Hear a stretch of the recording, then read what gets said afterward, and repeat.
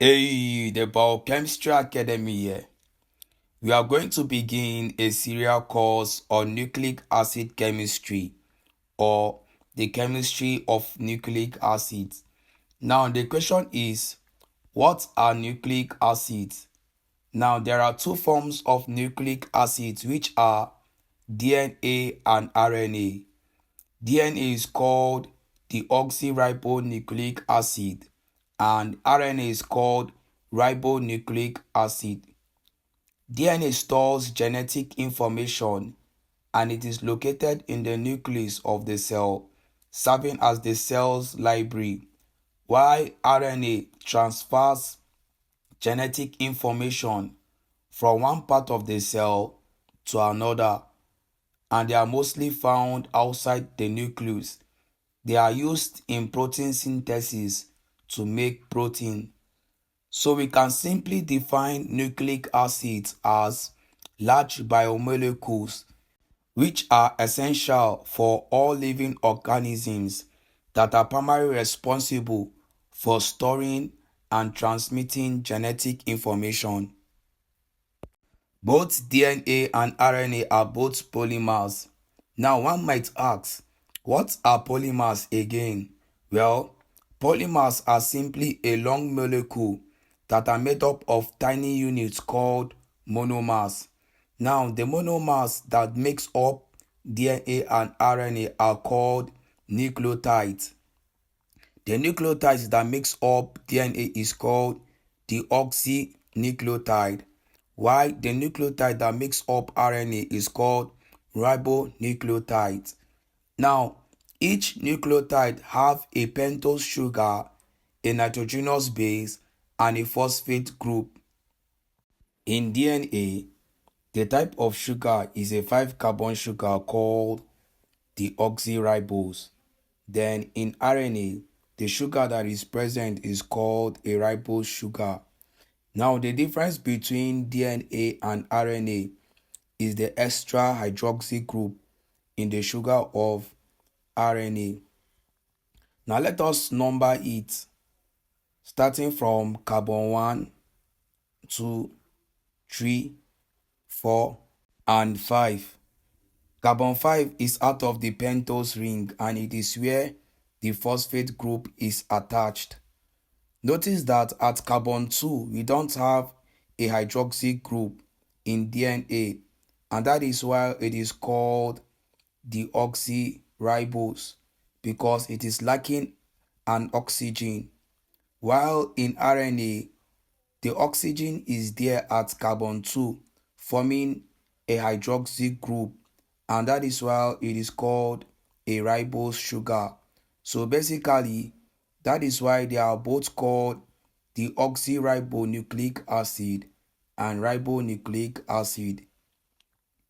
But both DNA and RNA do have a nitrogenous base and a phosphate group. So let us now focus on the nitrogenous base that are found in DNA and RNA. In DNA, the nitrogenous base are adenine, guanine, cytosine, and thymine, while in RNA, the nitrogenous base are adenine, guanine, cytosine, and uracil. You should notice that instead of thymine, it was uracil.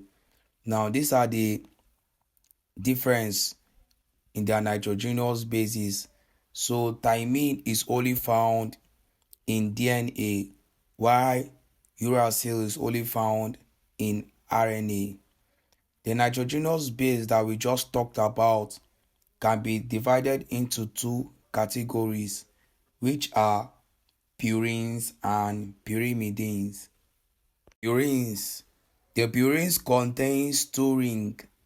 One of the ring is a basic 6-member ring and the other is a 5-member ring, while pyrimidines in the other hand contains only one ring, which is a 6-member ring.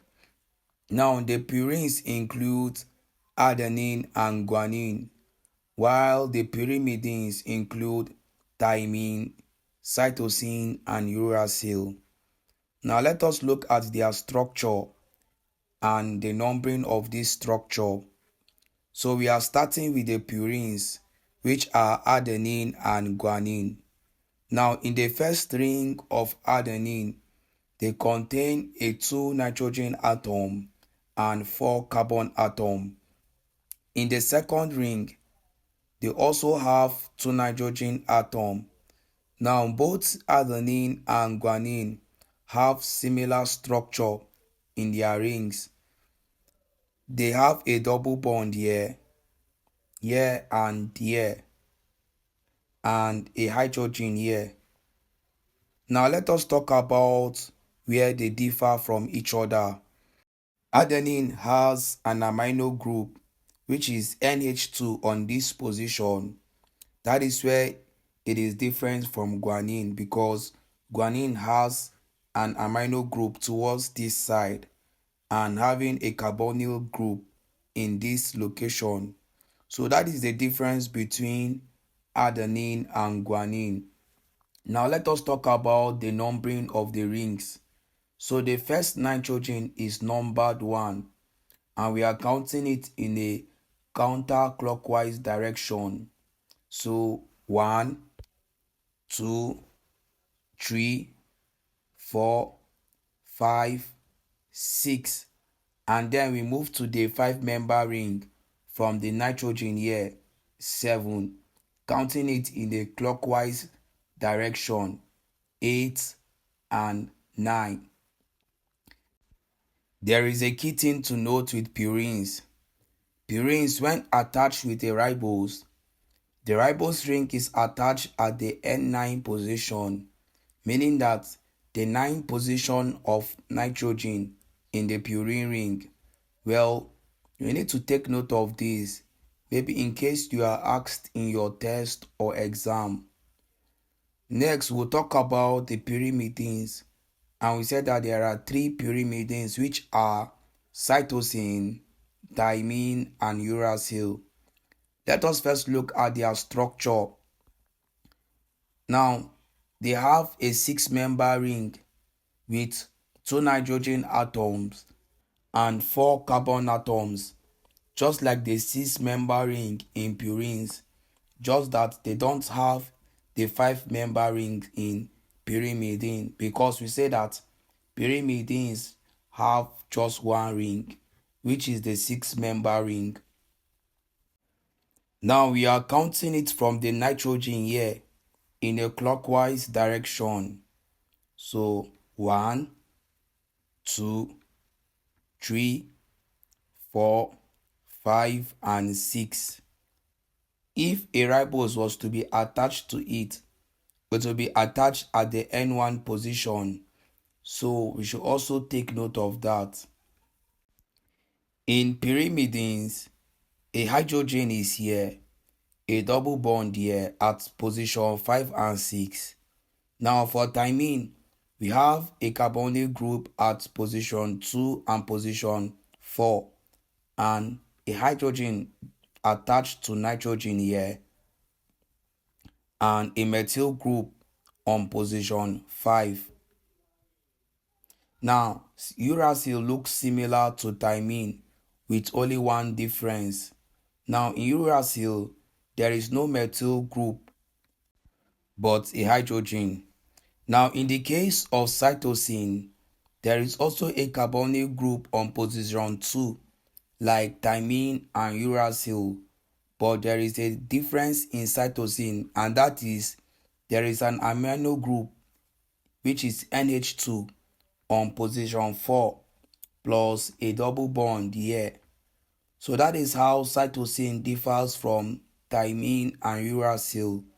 Now, these are the 3 pyrimidines, but remember we said that thymine is only found in DNA, while uracil is only found in RNA, but cytosine is found both in DNA and RNA.